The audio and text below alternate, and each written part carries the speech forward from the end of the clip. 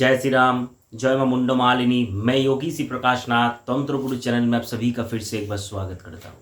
आज का विषय है बहुचर्चित वशीकरण पाप है या पुण्य। क्या वशीकरण करने से हम लोगों को पाप तो नहीं लगेगा?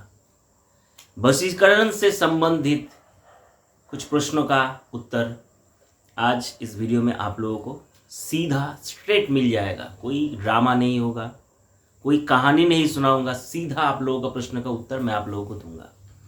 अच्छा, कंटेंट अगर आप लोगों को पसंद आए तो वीडियो को लाइक करें, शेयर करें, सब्सक्राइब करें मेरे चैनल को, साथ ही बेल आइकन को दबाकर नोटिफिकेशन बेल को ऑल करें। चलिए मैं आज का कंटेंट शुरू करता हूँ। तो मित्रों, काफ़ी लोग ये प्रश्न आकर मुझे मेरे से पूछते हैं, कमेंट भी करते हैं, वशीकरण पाप है या पुण्य है। तो मेरे कुछ परम से परम मित्र है जो मेरे व्यूअर्स के कमेंट पे आकर भी कमेंट कर देते हैं, वशीकरण के बारे में ज्ञान देते हैं, इत्यादि कई प्रकार का करते हैं। अगर मैं उन लोगों का कमेंट ले लूँ तो कई लोगों का पॉकेट कट जाएगा।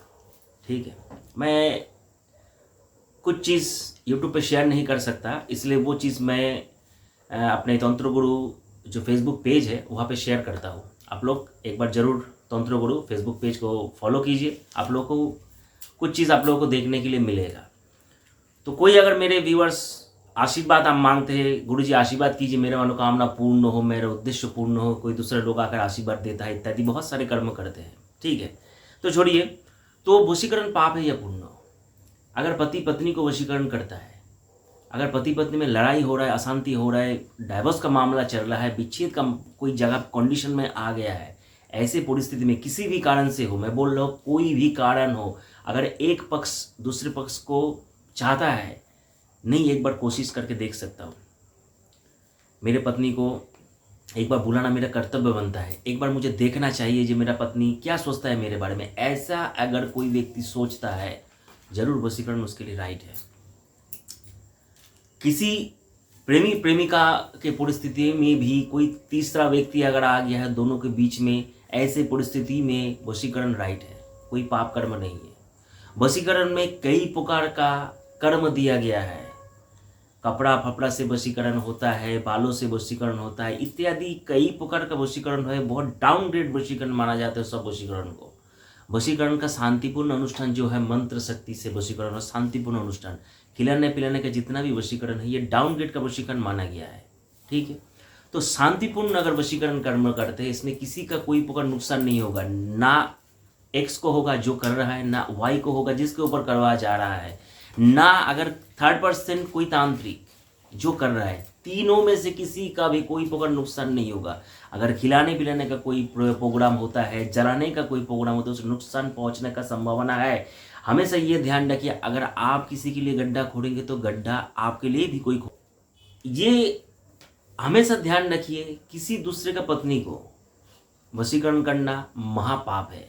मैं अपने चैनल में कई बार उल्लेख कर चुका हूँ। विवरण बॉक्स पे लिखने के बावजूद भी कुछ मूर्ख अभी भी आकर मेरे से पूछते हैं, आंटी का वशीकरण करना है, भाभी का वशीकरण करना है, पड़ोसी का वशीकरण करना है। ठीक है, भाभी मुझे घर से निकाल दिया है इसलिए भाभी को वशीकरण करना, इत्यादि कई प्रकार का जघन्य शब्द का इस्तेमाल किया जाता है। मेरे चैनल पे नंबर तो मेरा ही है। ऐसे भी कई पब्लिक है जो मेरा नाम पता नहीं लेकिन मेरा फ़ोन नंबर उन लोगों को मिल गया, जो मेरे चैनल का नाम पता नहीं लेकिन मेरे फ़ोन नंबर लेकर मुझे कॉल करता है। ऐसे भी कई प्रकार का पब्लिक आता है, दिन भर रोज आता है। तो इसीलिए मैं आप सब लोगों को बोलना चाहता हूँ, मेरे चैनल पे किसी भी प्रकार भाभी, आंटी, परस्त्री का वशीकरण का कोई प्रकार प्रयोग नहीं है, ना जीवन भर में कभी भी कोई प्रकार प्रयोग आएगा। शांतिपूर्ण कर्म, विच्छेद, कई प्रकार लोग बोलते गुरुजी विच्छेद करना है पति पत्नी में, ये सब कर्म मेरे चैनल पे नहीं होता है। कई चैनल है, कई बाबा है, उन लोगों से संपर्क कर, मेरे से ये चीज़ नहीं होता है। तो मैं एक हम्बल रिक्वेस्ट करता हूँ सब लोगों से जो भी मेरे वीडियो देखते हैं, ये सब कर्मकांड के लिए मुझे फ़ोन ना लगाए। दोस्तों ने चैलेंज किया है, भगवान को देखना है तो भगवान को देखने के लिए आप कुछ रास्ता बताइए, ऐसा कुछ मुझे बताइए जिससे मैं भगवान को देख सकता हूँ। तो आप सोच सकते हैं, ये सब लोग बांग्ला में इसको बोलते हैं ओती चालाक। बांग्ला में एक शब्द है ओती चालाकेर गलाय दड़ी, इसको बांग्ला में बोला जाता है। चतुर सबसे चतुर जानवर शियाल है, जो जंगल में रहता है, वो कर रात में चिल्लाता है, सबसे चतुर है, सबसे बुद्धिमान है। लेकिन बुद्धिमान होने के बावजूद भी उसको घर में कोई पालता नहीं है। पालते किसको है? कुत्ते को। वो विश्वस्त है, वो विश्वस्त है, इसलिए वो विश्वास के पात्र है, इसलिए कुत्ते को पालते, शियाल को पालते नहीं है कोई। तो इसलिए अति चालाकी गोलाय दूरी, यानी कि जो अति चालाक है उसका गले में फंदा ऑटोमेटिक आ जाता है, ईश्वर ऑटोमेटिक फंदा डाल देता है। एक उदाहरण बंगाल में बहुत प्रचलित है, चर्चित उदाहरण में देता हूं एक, ठीक है। अति चालाक जो लोग होते हैं उन लोगों के लिए बंगाल में एक कहानी सुनाया जाता है, ठीक है। मेरे गुरु ने भी मुझे ये कहानी सुनाया था कि कभी भी चालाकी, मेरे गुरु हर समय बोलते थे चालाकी के द्वारा कोई महत् कार्य नहीं हो सकता है। तो ये लोग जो चालाकी करते हैं, यानी कि ये बोलने से गुरु जी ऐसा कुछ साधना, अरे साधना क्या, ऐसे लड्डू के जैसा है, ऐसे ऐसे करते करते बनाकर तुमको मुंह में ठूस दिया, साधना कर लिए, ऐसा साधना नहीं होता है। अगर होता तो कोई भी बाबा के पास जाकर साधना सीखो, मुझे फोन लगाकर बोलने का कोई जरूरत है नहीं। तो बंगाल में कहावत है, कोई भी व्यक्ति एक जगह से चल रहा है, एक मान के चलिए आप लोग एक खेत से चल रहा है, उसका पैर में कुछ लगा, ठीक है। वो पैर को पहले देखा, पैर में लगा, मान लीजिए पैर है, पैर में लगा, पहले वो पैर को देखा, यानी पैर में क्या लगा है, वो सोचा कोई किसी का पॉटी लगा है पैर में। तो उस पैर को अच्छी तरह से देखा, उसमें मन में थोड़ा शक हुआ, अरे ये तो पॉटी नहीं हो सकता है। वो क्या किया, अपनी उंगली से उंगली लगाया, उसका मन में फिर से भी संदेह उत्पन्न हुआ। यानी कि एक चालाक का लोगों का कैटेगरी हिसाब से मैं बता रहा हूं।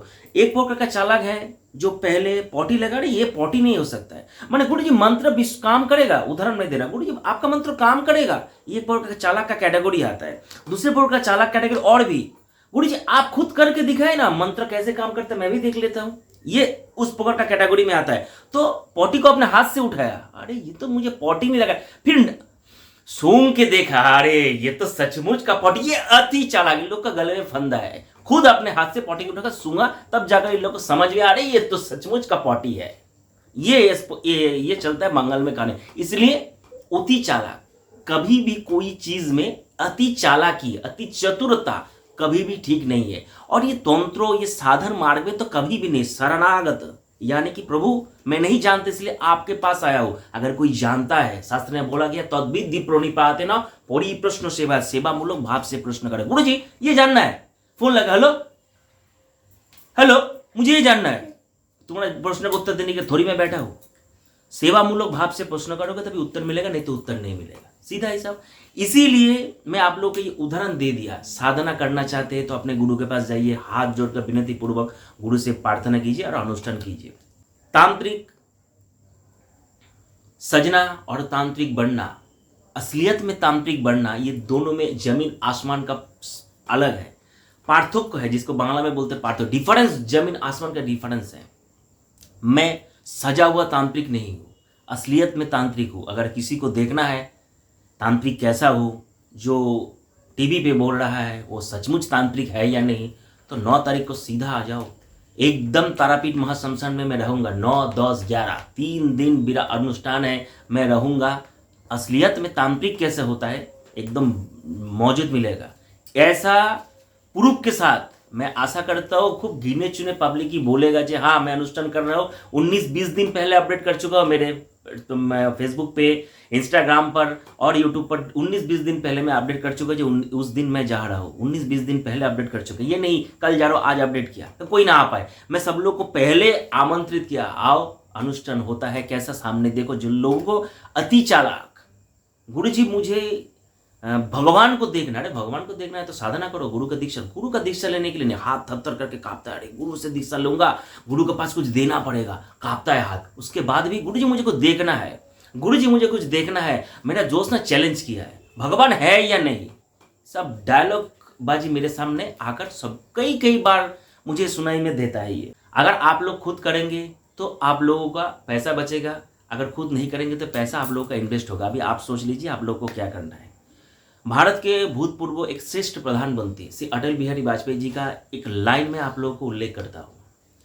उन्होंने कहा था, शिक्षा, न्याय और चिकित्सा, ये 3 ही चीज इंसान को मुफ्त में मिलना चाहिए, यानी कि फ्री ऑफ कॉस्ट सरकार को देना चाहिए।